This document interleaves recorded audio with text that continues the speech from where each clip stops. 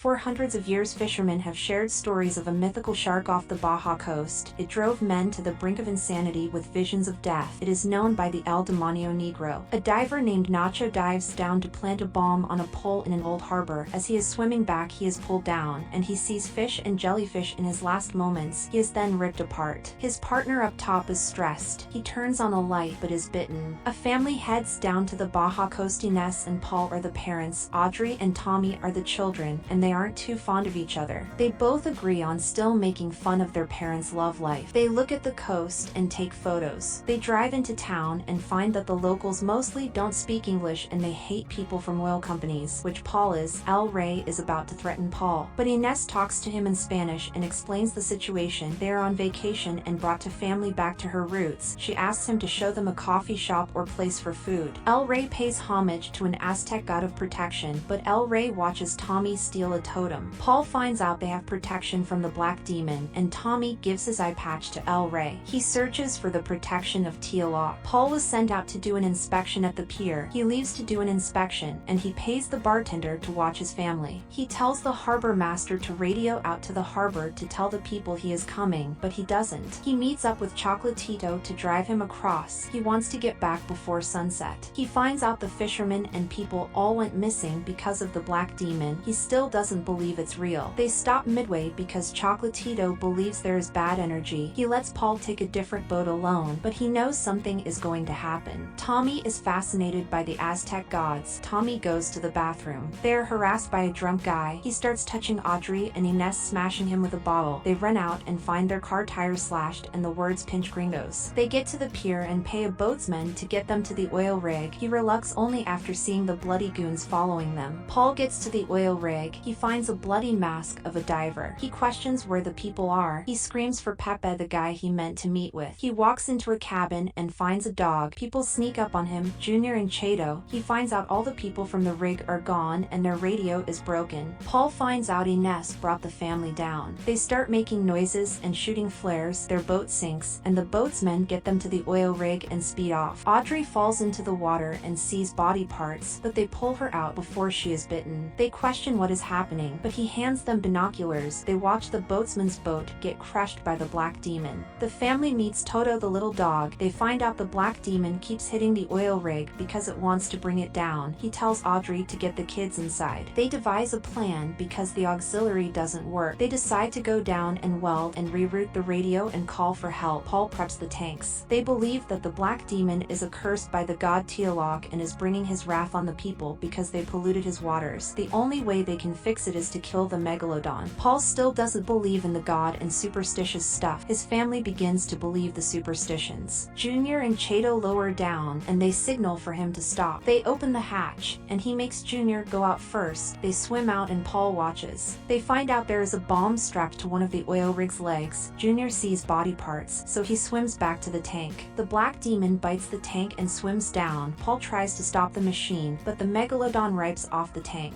Chato swims back up. They find Junior, but only half of him. They argue about how Ines shouldn't have been there if she stayed on the island and that Paul might need to believe some of the superstitions. They lie to Tommy about how Junior is in the electrical room. Paul and Chato reminisce on Junior. Paul sees ships and fires a flare, but he realizes the Black Demon is making him see things. Chato blames the oil spill and Paul's company for the megalodon. Chato punches Paul. Ines stops the fight, and Paul believes the oil spill made the shark a mutant. Tommy believes that they have to sacrifice him because, in the olden times, people made their kids cry and then sacrificed them to the gods. They make Tommy and Audrey search for items to help them find a way out. Paul doesn't want to work with Chato. They open a valve. Ines finds documents about the oil rig. Tommy goes outside to put on a boat with his family, Chato and Teal'c, and begs for safe passage. Ines finds out the oil rig was supposed to be shut down because of the standards of the operation, but Paul signed off on it being continued. They find out Tommy is in the water. Ines dives to save him. Paul dives in to distract the Black Demon, and they all make it out alive. Ines confronts Paul about his signatures on the safety reports. She blames Paul for all the Black Demon did. He is the monster, and the kids over here. Paul admits to Chato that his first time on the job he signed that the oil rig was horrible and needed to be shut down. But the next day he was called in and made to redo the report and pass it or they would find someone that would. The same people are trying to blow him up. The charges are from the company. If they blow him up, they will use him as the scapegoat for the oil rig. Chato tells him to make amends with his family before they all die. Paul realizes they have blowout preventers, and he grabs wire cutters. They fix the radio and Chato calls for help. The family patches up a raft with styrofoam.